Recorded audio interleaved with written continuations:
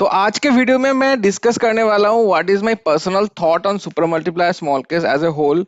What can be the future of it, हम लोग को कैसे मैनेज करना चाहिए इस पर्टिकुलर स्मॉल केस को, और मैं पर्सनली क्या करने वाला हूँ इस स्मॉल केस में। उसके अलावा कुछ कमेंट्स आया था मेरे लास्ट वीडियो पे, कुछ क्लैरिफिकेशंस देना है मुझे उस पे, तो उसको लेकर भी डिस्कस करेंगे। And finally super multipliers manager की तरफ से एक इम्पोर्टेंट अपडेट आया है, वो भी हम लोग चेकआउट करेंगे आज के वीडियो में आगे जाके। तो वीडियो शुरू करने से पहले आप सभी को happy Diwali, have a very very happy prosperous and safe Diwali to each and every one of you and your family as well.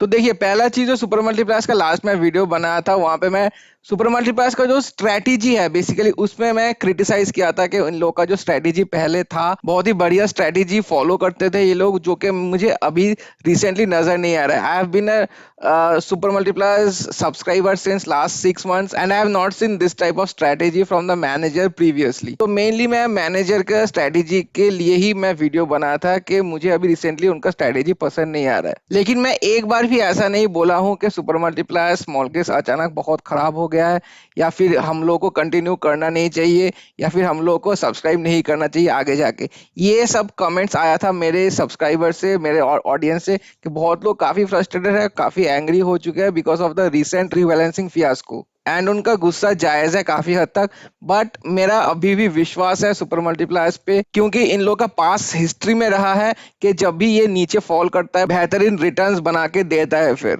3-4 महीने का लॉस ये लोग एक महीने में कवर अप कर जाता है। So I am still hopeful on super multipliers. इसीलिए मैं उस दिन रीबैलेंसिंग भी कर दिया था, and I follow the manager strategy and I will be following his strategy until the end when I exit this small case.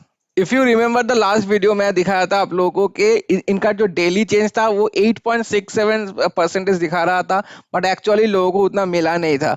तो वहां पर तो डेली चेंज 8.67 दिखा रहा था, लेकिन एक्चुअल में देखिए 1 मंथ का वो पर्टिकुलर दिन था 29th को। तो यहाँ पे देखिए 28 का वैल्यू देखिए सुपर मल्टीप्लायर्स का है 86.85, और 29th का वैल्यू देखिए इनफैक्ट नीचे आया है।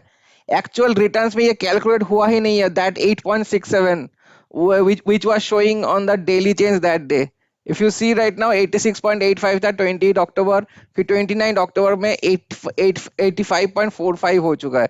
In fact the percentage has gone down.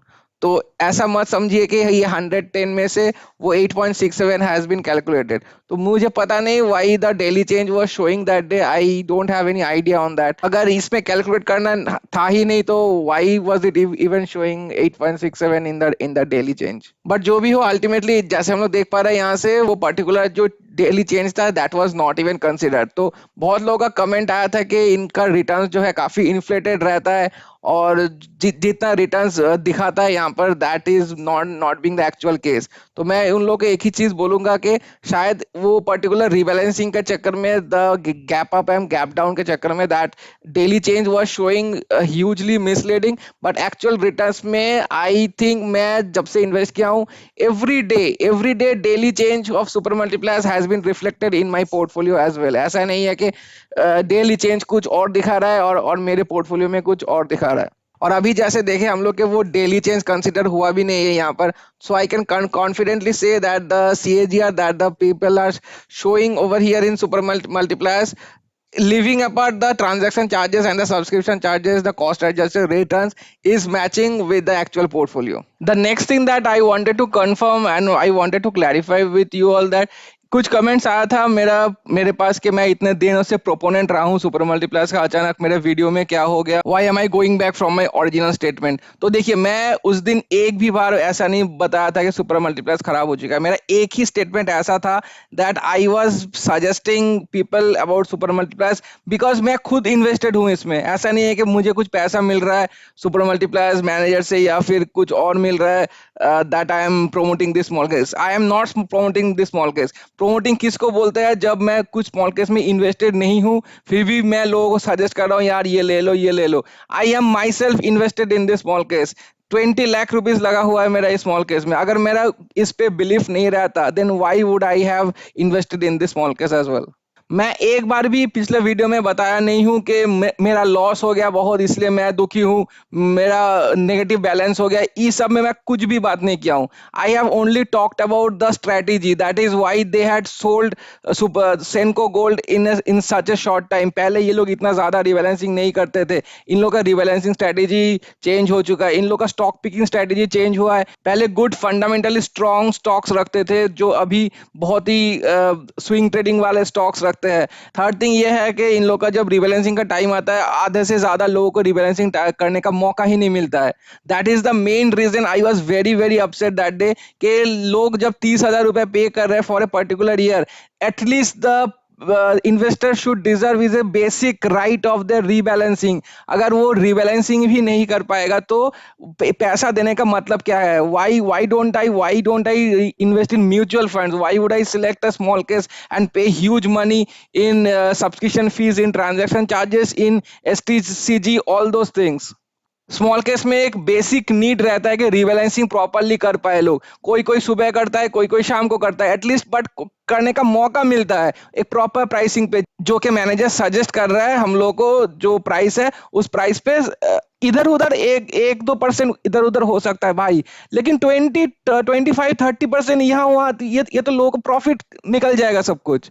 That was my main concern that I had raised in my last video. ऐसा नहीं है कि मेरा लॉस हो गया इसके लिए मैं चिल्ला रहा हूँ, ऐसा बिल्कुल नहीं है। I am invested in super multiplex for long term. मैं पहले भी बोला हूँ, आज भी बोल रहा हूँ दोबारा, आई am not quitting super multiplex. ऐसा नहीं है कि मेरा भरोसा खत्म हो गया है, but I have we have to watch guys, we have to watch this strategy. अगर मैनेजर का स्ट्रेटेजी चेंज नहीं हुआ then we have to think of something, but we can't just say that manager कुछ उल्टा सीधा काम कर रहा है and that's why will be living. ये मैं आप ये खुद के ऊपर है, आप लोगों के डिसीजन खुद के ऊपर है। मैं कुछ गवर्न या कुछ सजेशन दे नहीं पाऊंगा, बट मैं अपना खुद का बता सकता हूँ बस। I am staying in super multiplex at least till the next two rebalancing. तो मैं रहूंगा ही रहूंगा, क्योंकि नेक्स्ट रिबैलेंसिंग में मैनेजर बताया है कि उन्होंने कुछ प्लान फॉर्मुलेट किया है for changing their strategy. So I'll be staying till next rebalancing, next two rebalancing. In fact next rebalancing में क्या हो सकता है, जो नया दो स्टॉक्स लिया है वो बहुत ही लो मार्केट कैप का स्टॉक्स है। प्रॉब्ली नेक्स्ट rebalancing में जब हम लोग बेचेंगे तब एक दिक्कत आ सकता है, बट जो नया नया स्टॉक्स आएगा नेक्स्ट rebalancing में उसको खरीदने time I don't think we will have any issues. और इश्यूज क्यों नहीं आ सकता है जो मैं सोच रहा हूँ, इस ईमेल से आपको आप लोगों को पता लग जाएगा। तो लास्ट टाइम मैं ईमेल डाला था इनको, आप लोगों को बताया भी था कि एक सब्सक्राइबर का ईमेल दिखाया था आप लोगों को। मैं खुद भी डाला था ईमेल जो मैं दिखा रहा हूँ आपको।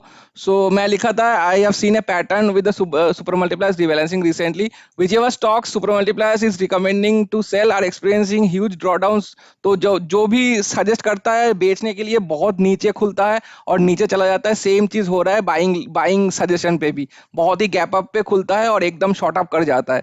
तो इसका रिजल्ट हो रहा है कि most retail investors are losing money. I have also lost so much money in IFB and Senco as well. So this has happened in the Motherson IFB rebalance as well as the rebalance that happened the last time as well.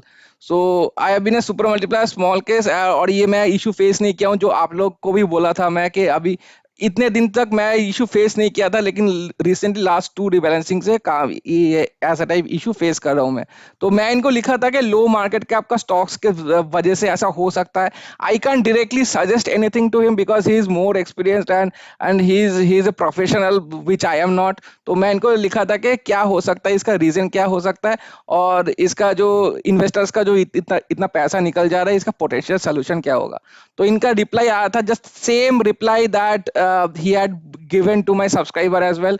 वही लिखे है कि I have been in industries. मैं basically एक recap करवा दे रहा हूँ जो लोग भी लास्ट वीडियो नहीं देखे हैं। तो ये लिखे है कि आई बी इन इंडस्ट्रीज का जो रिजल्ट था वो डिसेंट था। इनफैक्ट Q2 का सबसे हाई रेवेन्यू था इन लोगों का। अभी मार्केट वोलेटिलिटी के कारण बहुत ही ओवर रिएक्शन हो चुका है अभी इसमें, but he still bullish on IFB and Senco. पता नहीं बुलिश होने के बावजूद क्यों निकाल दिया है। He should have hold it for long time, but still that is a different topic all together. I have found here saying that इन्होंने इनके पास बेटर अपॉर्चुनिटी मिल चुका है, और बेटर अपॉर्चुनिटी दो नया स्टॉक्स जो है which I am not fond of the two new stocks. Also during the investment journey there will be times जबकि मार्केट वीक होगा और स्टॉक्स का very volatile nature nature show होगा, we have to show patience. 3 महीने से 1 year का time frame में हम लोग को देखना चाहिए, and we need to look beyond short term volatility, blah blah blah, ये से बोल रहा है। लास्ट सेंटेंस बहुत ही इंपॉर्टेंट था, रिबैलेंसिंग डे का जो स्टॉक प्राइस मूवमेंट हुआ है, जो मैंने भी बताया था, इन्होंने भी फाइंड आउट किया है, ये problem has been identify, he is aware of this problem. ऐसा नहीं है कि ये मुंह छुपा के बैठा हुआ है और जो भी हो रहा है ये शुतुरमुर्ग की तरह बैठा रहेगा। This is not the case, he has identified the problem and the solution has already been formulated for the next rebalance. इसलिए मैं बोल रहा था आप लोगों को कि एटलीस्ट मैं 2 रिबैलेंसिंग तक वेट करने वाला हूँ। नेक्स्ट रिबैलेंसिंग में हम लोग को ये शॉर्ट ये जो प्राइस का मूवमेंट है वो भी हम लोग को दिख सकता है, क्योंकि जो नया 2 स्टॉक्स है वो बहुत ही लेस मार्केट कैप का स्टॉक्स है। वहां पर हम लोग जब बेचेंगे फिर से, सुपर मल्टीप्लायर्स का सब्सक्राइबर बेस इतना ह्यूज है, फिर से ड्रॉ डाउन दिख सकता है वो पर्टिकुलर स्टॉक, वो दोनों पर्टिकुलर स्टॉक पे। But I am hopeful that the new stocks और द न्यू स्टॉक सिंगल रखेगा या 2 रखेगा या ज्यादा रखेगा, आई डोंट नो, बट जो भी नया स्टॉक पिक करेगा, this problem will not be facing in those new stocks. This is, I am hopeful for that. इसके बाद देखिए मैं इनको रिप्लाई किया था, यहाँ पे देखिए, could you please touch upon in brief about the solution that you have mentioned? इन्होंने जो बताया था, a solution has already been formulated। मैं इनको पूछा था कि solution के बारे में थोड़ा सा बताइए कि हम लोग को थोड़ा हेल्प हो जाए, because many investors including me are not in a very comfortable state right now। तो इनके पास एक मैसेज आया था जो कि बहुत बहुत बढ़िया एक सोल्यूशन है कि इन्होंने पिक करेंगे stocks with average daily trading volume of greater than 400 crore will be selected. तो मेरा जो सोल्यूशन था, एक market cap, high market cap का जो कंपनीज है या स्टॉक्स है उनको पिक करने से ये सोल्यूशन हो सकता था। हाई मार्केट कैप का एक ही दिक्कत है कि अगर हाई कोई लार्ज कैप चूज करे या फिर हाई मार्केट कैप का मिड कैप चूज करे, तो the problem is the growth is not as much. तो इन लोगों को ग्रोथ चाहिए, राइट, इन लोगों को रिटर्न्स दिखाना है। अगर उतना ज्यादा हाई मार्केट कैप का अगर कंपनी पिक करेगा तो इनका ग्रोथ का परसेंटेज काफी कम आ जाएगा, तो इन लोगों का सब्सक्राइबर बेस भी आहिस्ता आहिस्ता खत्म हो जाएगा। That's why they are formulated is the trading volume of the stocks should be greater than 400 crore. तो इसके वजह से क्या होगा, लिक्विडिटी बरकरार रहेगा मार्केट में। जो एवरेज, ये एवरेज डेली ट्रेडिंग वॉल्यूम है, नॉट अ सिंगल डे का, ऐसे ही एक सिंगल डे का पकड़ लिया कि 400 करोड़ के ऊपर जा रहा है। तो वॉल्यूम मतलब क्या होता है, जो जितना पैसा निकल रहा है और कितना पैसा आ रहा है एक पर्टिकुलर स्टॉक में, ईच एंड एवरी डे उसका एवरेज लेंगे ये लोग। पता नहीं वीकली एवरेज लेंगे या मंथली एवरेज लेंगे, I don't know, but he has mentioned the average daily trading volume of the stocks that he'll be picking will be more than 400 crores. This can be a potential solution for the problem that we are facing right now.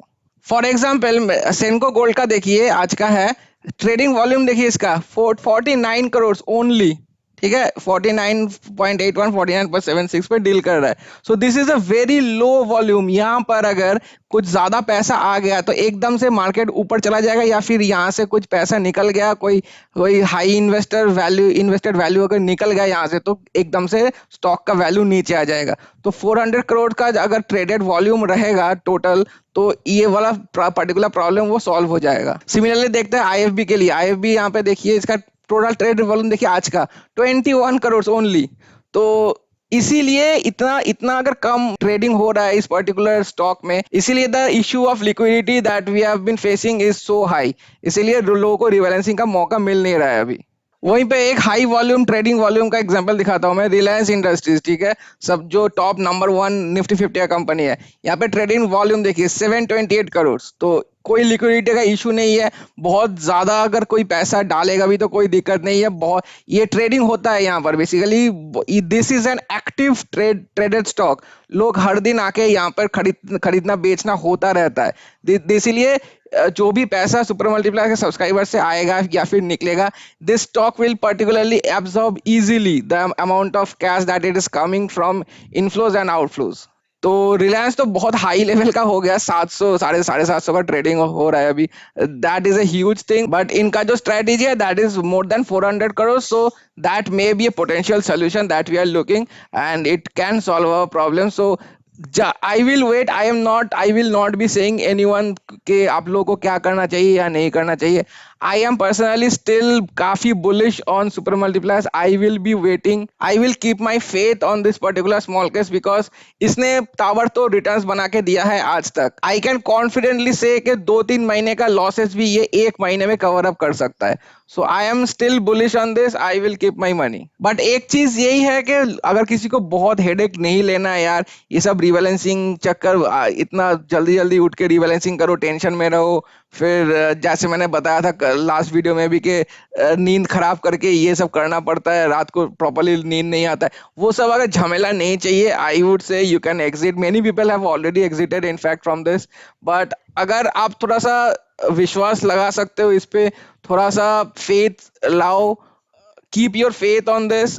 And if you are a risk taker, क्योंकि risk taking ability तो रखना चाहिए इसमें लगाने के लिए, क्योंकि only 3 stocks ही रखता है. So if you are among those people who is willing to take risk and go for high returns, then I would say definitely this is still a small case to consider.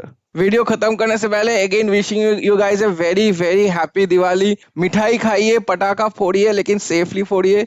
Where new clothes and may the festive lights bring joy in your life. Video पसंद आए तो like और subscribe कर दीजिए. Thank you so much for watching. Have a very good day.